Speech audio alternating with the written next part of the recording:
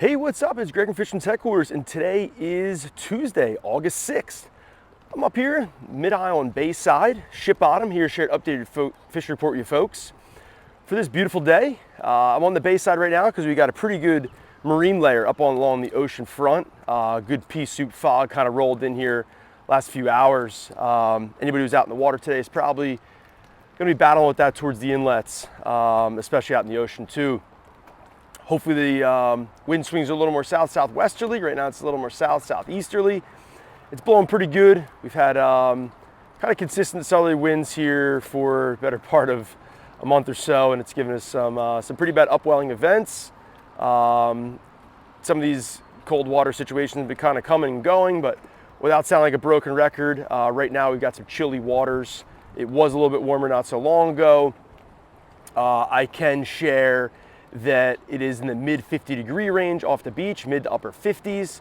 The wind's forecast to crank today, so it'll be interesting to see how much colder it gets. Could get down to the 50s, low 50s. Just the other day I was out fishing. I had 54-degree, 53-degree water up in Barnegat Light on the incoming tide. Most of the water temperature off the surf probably in the upper 50s. You may find patches around 60, low 60s, but unless we get this onshore wind, which we see in the forecast in a couple days, we might see a little more easterly winds. Hopefully that will bring in that surface waters and bring up that water temperature, and also create a little more of a downwelling event, push that cold water back where it came from, back down in the deeper areas of the ocean.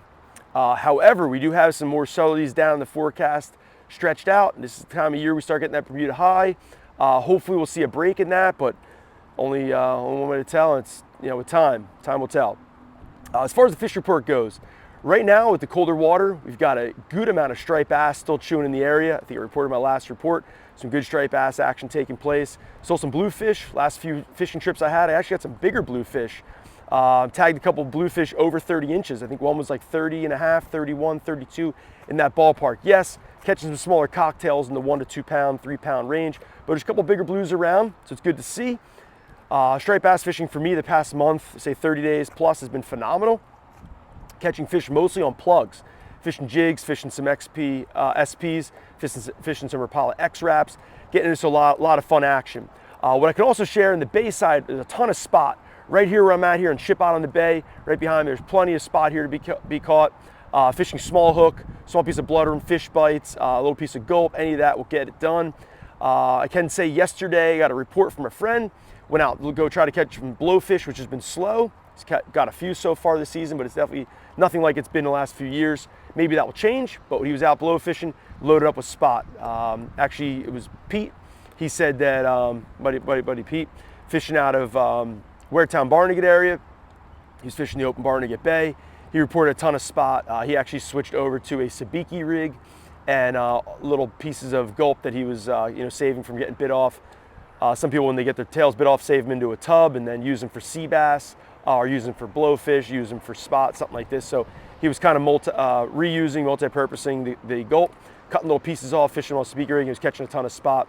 Also had burrfish. I think he had a couple other critters too. So it's good to see that. A lot of different species in the bay right now.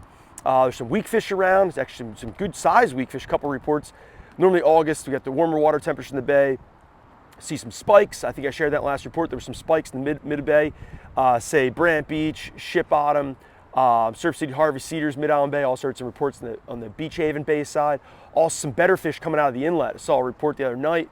Customer sent in a photo of a beautiful weak fish he got on the inlet. Speaking of the inlet, there's mostly short fluke, but there are some keeper fluke in the mix. Tog season opened up in August 1st. We're 6 days in, a week in. I can share there's plenty of tog up there. However, keepers have been kind of few and far between. Yes, there's some anglers catching keepers, but it has not been phenomenal fishing, lights out fishing where you're going to go and light them up catching keeper after keeper. But it's only one fish right now, one fish bag. So I think you got a pretty good chance of getting up there and putting time in and putting a little effort and finding that keeper. I can say that they are stacked up. I was fishing some plugs on the jetty just the other day, catching striped bass and blues, and I snagged a tog, and it was a keeper, 16 inchers. So they're up there pretty thick. Anglers up there that are fishing, most of them are gonna be fishing crabs. It's really the best way to target tog. I can share that this time of year when the water's warm, green crabs are not as quick and not as active to be potting. For some reason, when it gets in the colder water temperatures, in the colder, say, part of the season as it progresses into the fall, the green crabs pot more. I'm not a crabber, so I can't really explain it, but this is kind of what I'm told from my bait suppliers that are further up north, say Long Island Sound, Connecticut, and even out into Massachusetts, Cape Cod area out there. There's a lot of green crabs come up from there to come down here. That's where they get harvested. So I can share that green crabs have been hard to get, and I expect them to be hard to get for the next couple of weeks, probably until, say, mid to late September. We've got an order outstanding with a bunch of different suppliers, or I should say orders, and as soon as we get them, we'll have them penned up and stocked up and ready for the season. We have had some. They kind of come and go pretty quick. We are doing our best to keep sand fleas in stock. Local sand fleas are great bait. Catch a lot of different species on them right now. Catch kingfish on them. You can catch sheep's head on them, catch tog, catch fluke, catch striped bass, and a whole lot more. Just about everything roots around in the surf and eats a sand flea. Sand fleas are going to be probably one of the better baits right now that are available for tog. If you're looking to get your own sand fleas, by all means, stop by. We've got some rakes. You can buy a rake and go up there and catch your own. You can also do it with your hands. You don't even really need a rake. But if you're also looking for the convenience, stop by. We've got live sand fleas in stock. We'll try to keep them in stock every single day. Shout out to Paul, store staffer Paul, for getting out there and spending the time and harvesting for you guys. I mentioned kingfish. Kingfish in the surf kind of is I'll say hit or miss. The reason I say that is when the water's warmer, they're around, they're chewing. However, when the water's on the chillier side, they are not so much, not so active. Fluke off the surf has been also hit or miss. There's been some anglers that are catching some really nice fluke and consistently. There's also some other anglers that they can't get a bite to save their life. That's kind of how the cookie crumbles sometimes. It all depends on your approach, where you're fishing, location, time, day, all that kind of comes together to give a comprehensive take on things. I guess it's Al Parente, I believe that's how you pronounce his name, had some nice fluke fishing the last few days. Hopefully he's still getting into them now that the water's chilled off. I assume the bite will slow down more or less when it does get cold. However, when you do have colder water, a lot of times those fluke want to get into the more shallows, sun themselves, warm up. How are they going to do that? They're going to get it right up along the beachfront, get up in the wash, get up real tight to the surf, get in the sun and try to work those sandbars, and they'll stay warm. And if you're working those sandbars too, maybe we'll fish a jig in there, a small piece of gulp. Some people are fishing spearing off the beach, live minnows. But gulp is definitely the easiest approach. You'll get them. There's also a great way to target them without fishing bait or gulp, if you want to consider gulp bait, which is fishing a small metal, small slender jig. You can also fish small swimming plugs. Great way, a little minnow imitation, fish that up in the bars and the cuts and whatnot in the troughs, and you'll find them. That's definitely an effective way to do it without bringing a bunch of, say, tackle with you. Just a small little plug bag. You can pack light and get up there and have some fun fluke fishing. There's also been some bluefish chasing the bait around. I think I shared that in my last report. As far as kingfish, like I said, kind of hit or miss. For those, you're going to be fishing a small piece of bloodworm. You could also be fishing the fish bites or gulp, or there's bait fuel. Make a couple different artificial bloodworms. All of them are great options. You can also fish sand fleas for kingfish too. So that's kind of a quick little 1, 2, 3 on the local fish report front. I think we got some weather coming some way here from what now is Tropical Storm Debbie, which is kind of coming up from Florida. It's kind of a slow moving storm down there. Hopefully we get some easterly winds. Hopefully this water warms up. This is normally the time of season we start seeing some tropical swells, start seeing some different storms coming, brewing up the coast. I shared that in the last report that this is the time of year when things kind of start shifting gears into the month of August. So here we are, it's a first week of August, and we've already got one coming up. So it's kind of, I guess I was right on point with that report. Anyways, it's had some value here.